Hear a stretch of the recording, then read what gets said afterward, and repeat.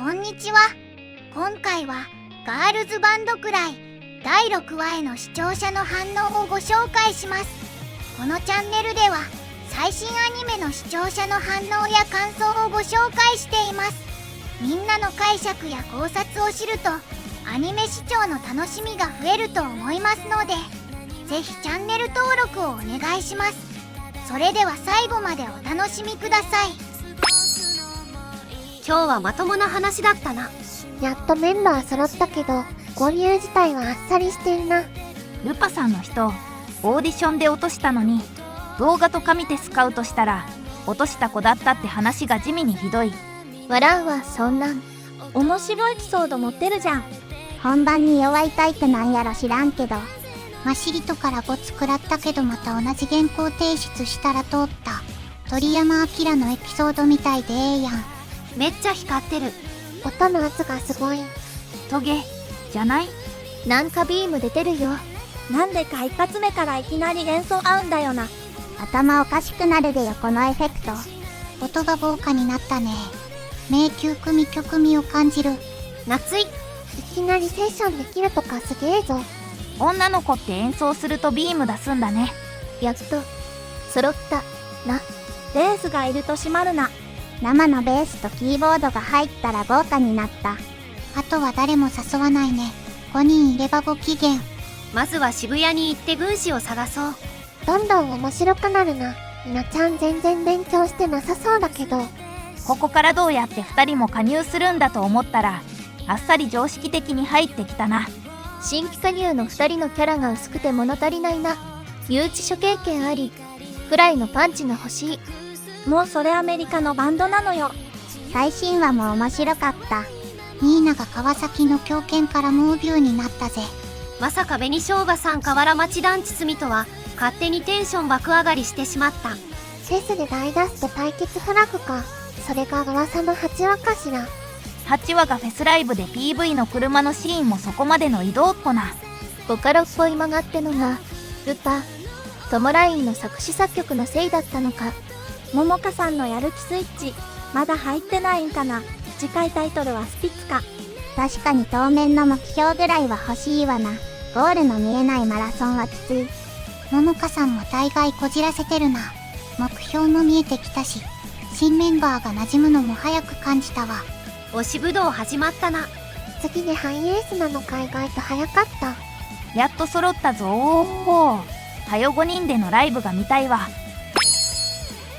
いやフェス出る時点でもうレコード会社所属してんじゃ。原石探しとか普通はライブハウスとかじゃないの。まあつなぎの会ってとこだな。このアニメにもやっと巨乳枠が。今週はため会だったな。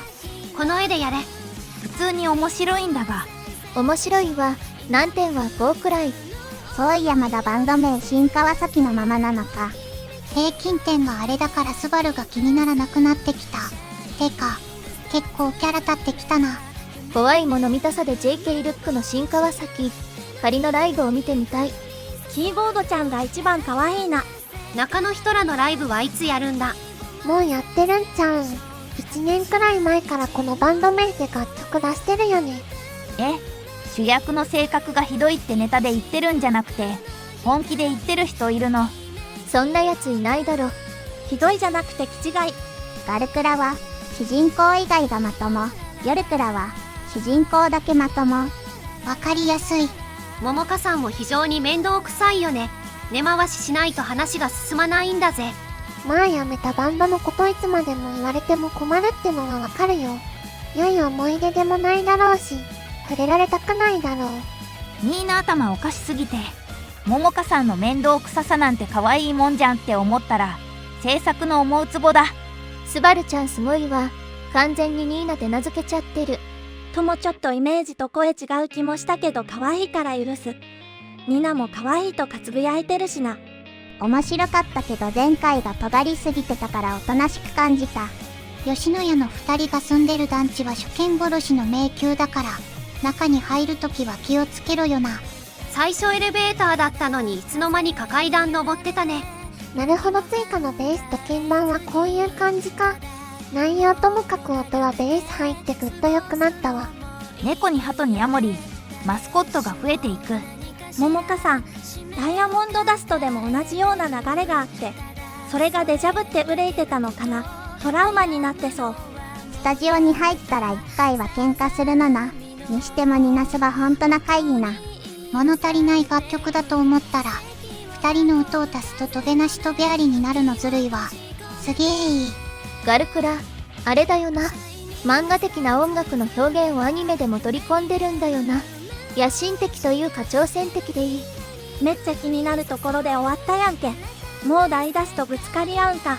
次回も楽しみじゃ。やっと出会ってしまった才能の集結。ニナちゃんの大好きな牛丼屋の店員がまさかの求めていたメンバーって素敵すぎる。武道館輝いてたな。いつかここにあの子たちを立たせてあげたいってなった。これからもどんな物語や音楽が生まれるか楽しみ。クレアです。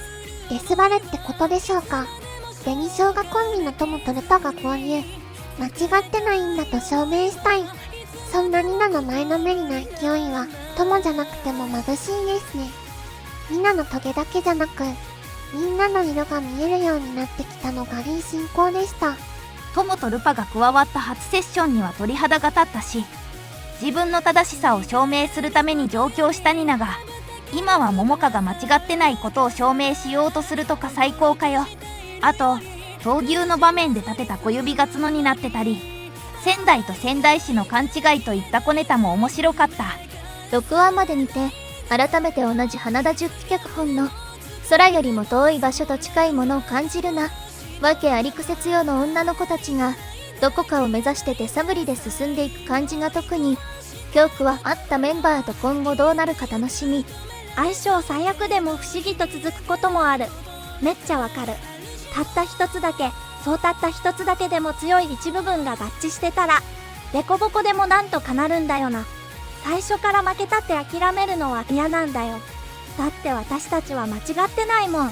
こことそれにグッときた。友もよかった。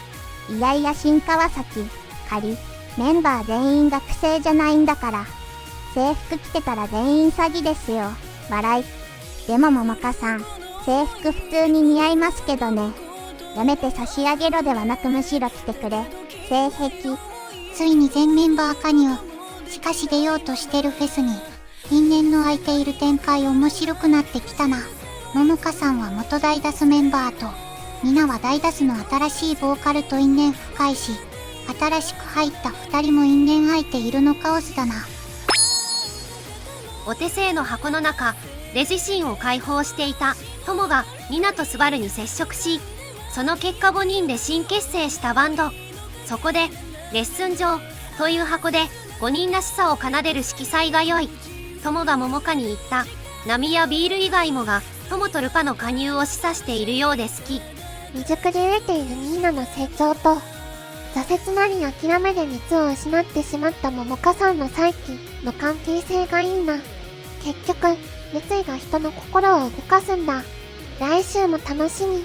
ニナが正論モンスターならスバルは考察力、洞察力、俯瞰力お化けだよね。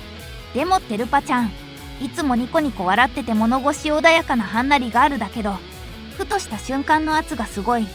去るもの追わなそうに見えて、その実外堀をガンガン埋めてくタイプなのでは。標的。スバルちゃん好きすぎる。芸能界での苦労を知っているからこそ雰囲気の緩さを作れるけど意志の固さがある見事なキャラ描写。登場キャラは全員感情むき出しなシーンが多いけど取り繕うことができるのは唯一スバルちゃんだからおもろい。あとはルパさんがどんな感じか来週も楽しみすぎる。このアニメはとにかくキャラの掛け合いが見ていて楽しいから、こういうつなぎのため会でも飽きなく面白く見れるのは本当にいい。